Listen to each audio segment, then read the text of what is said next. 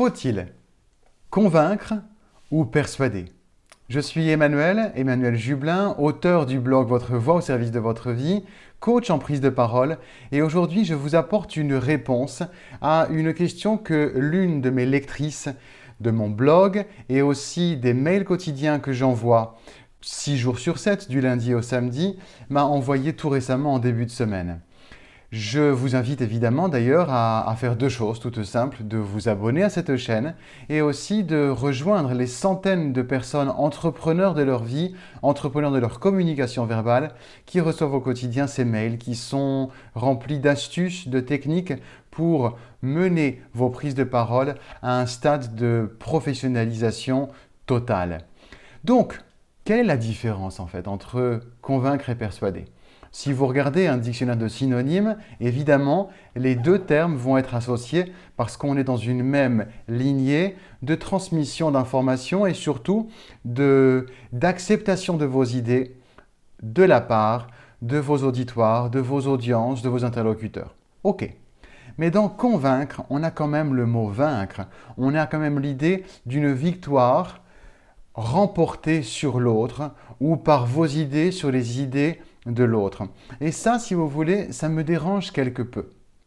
On va en parler plus définiment dans quelques instants, mais pourquoi penche mon opinion et mon goût vers la persuasion, vers le fait de persuader? Car dans persuader, il y a l'idée d'un chemin parcouru avec l'autre et une connivence créée en cheminant de la part de vos interlocuteurs vers vos idées.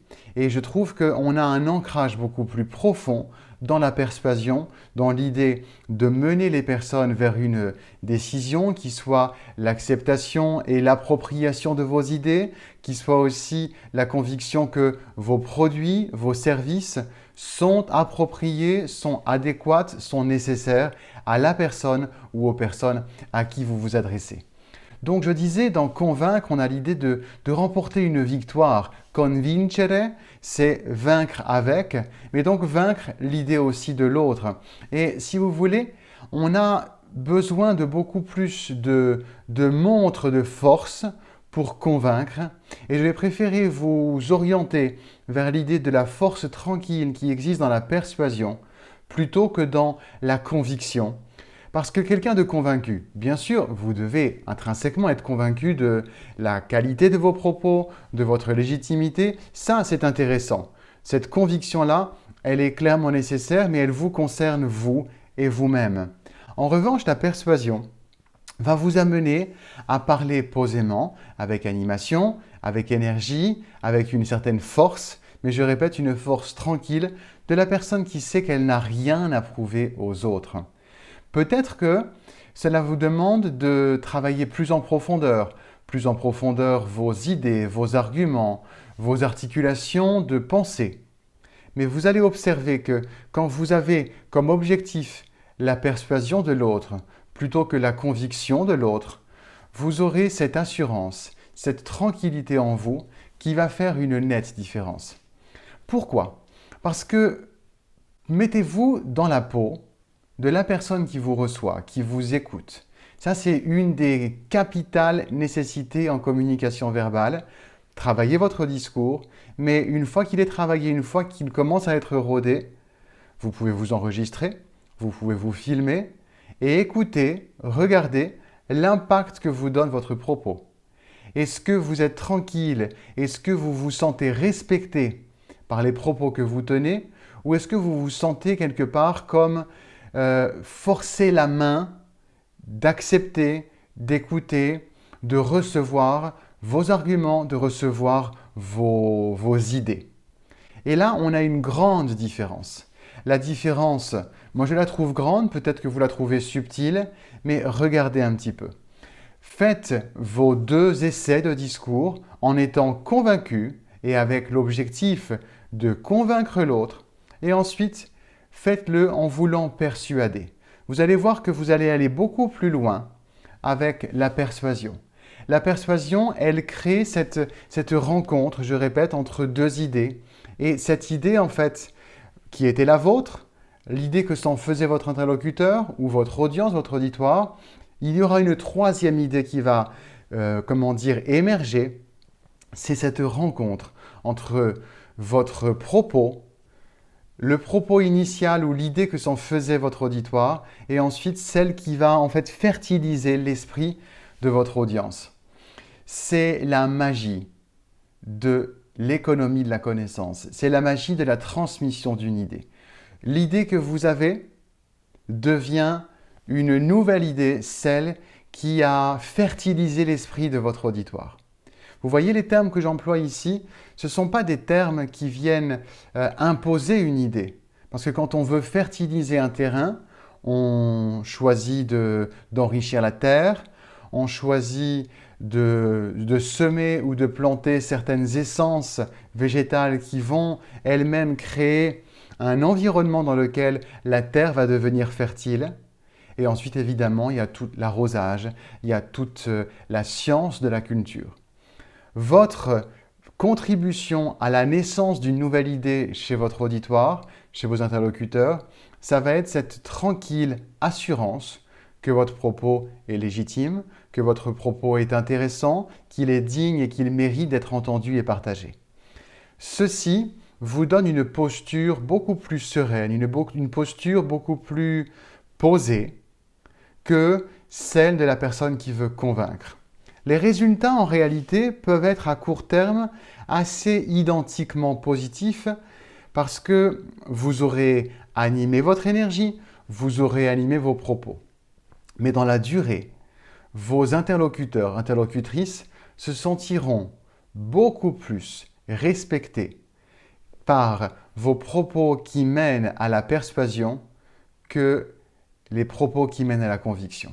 Ceci, vous allez l'expérimenter. Déjà, expérimentez entre guillemets sur vous-même. Je vous redonne ce hack qui est tellement précieux de vous enregistrer audio ou vidéo. Faites les deux en réalité pour que quand vous vous écoutez, alors évidemment, vous pouvez faire juste un audio et l'écouter sans regarder. D'accord? Une vidéo et l'écouter sans regarder. Et regardez, observez, écoutez de la façon la plus neutre, de la façon la plus en recul possible, quelle différence cela procure dans votre réception de l'information. Si vous vous trouvez trop juge et parti pour le faire, demandez à des personnes qui vous sont proches, en faisant vraiment un test, blind test, sans lui dire, voilà, j'ai eu cette intention-là pour la première version, cette intention-là pour la deuxième, et regardez celle qu'il préfère, avec une grille d'écoute. Dans quelle des versions de mon propos te sens-tu le plus respecté? Quelle est la version A ou B qui te mène le plus à cheminer vers mon idée? Mais soyez le plus neutre possible là encore pour que dans votre proposition d'écoute, vous ne rendiez pas subjectif le choix et le retour que fera votre ami, vos collègues qui vous écouteront. Cette subtile différence entre conviction, persuasion, entre convaincre et persuader, va vous donner une plus grande crédibilité et aussi va vous faire être plus respecté en tant que personne qui ne cherche à prouver rien du tout. Vous n'avez rien à prouver car vous vous êtes tout déjà prouvé à vous-même. Je répète, il y a une seule conviction nécessaire, c'est celle que vous devez pratiquer de vous à vous pour être musclé de votre assurance, musclé de votre légitimité. Et une fois que vous avez fait ce travail qui vous est personnel de votre propre conviction, vous pouvez tranquillement et avec énergie cheminer vers un propos qui a comme unique intention la persuasion. Pourquoi je dis unique intention? Parce qu'en réalité, c'est là que tout se joue. Quand la personne, ici je conclus avec une situation qui est clairement celle de la vente de produits ou d'informations. Et en réalité, dès qu'on communique quelque chose, on vend l'idée. En réalité, c'est vraiment une vente qui n'a pas une transaction uniquement financière, parce que quand une personne choisit de continuer à vous écouter, elle vous donne en réalité une énergie qui est son écoute.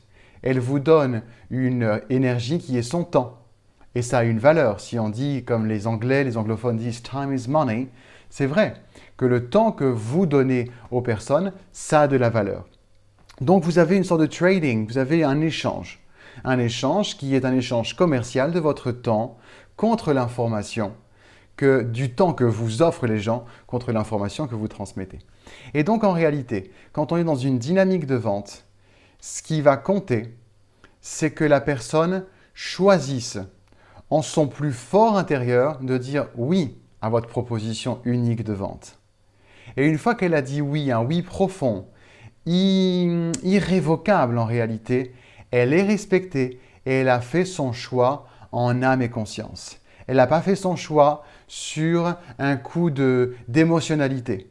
Parce que évidemment, il y a de l'émotion dans tout choix, dans toute décision. Mais quand vous aurez activé l'énergie de la persuasion, c'est un choix beaucoup plus profond, beaucoup plus ancré, qui se sera matérialisé, cristallisé dans l'esprit de la personne. Et donc, quand vous reviendrez pour un deuxième moment de proposition de vente, il y aura chez la personne un souvenir « je suis respecté par cette femme, cet homme qui me parle ». Et le respect, c'est votre meilleure carte de visite à moyen et long terme. Donc voilà mon plaidoyer pour la persuasion, au bénéfice de la persuasion plutôt que la conviction. Maintenant, je suis curieux d'avoir vos retours d'expérience, vos retours aussi d'impression, si vous me rejoignez ou si vous avez une opinion qui est divergente. Je suis tout aussi curieux de vous lire et on pourra continuer à cheminer dans cet espace ici que vous trouvez sur ma chaîne dédié à la prise de parole, dédié à la communication verbale. Je vous rappelle que vous êtes les bienvenus à deux choses, vous abonner à cette chaîne et aussi rejoindre les centaines d'entrepreneurs de leur voix que je nomme les aventuriers de la voix qui reçoivent au quotidien du lundi au samedi des conseils, astuces, techniques pour rendre leur prise de parole un véritable outil majeur au service de leur réussite. À très bientôt, prenez soin de vous, souvenez-vous, rentrez dans la magie de votre voix.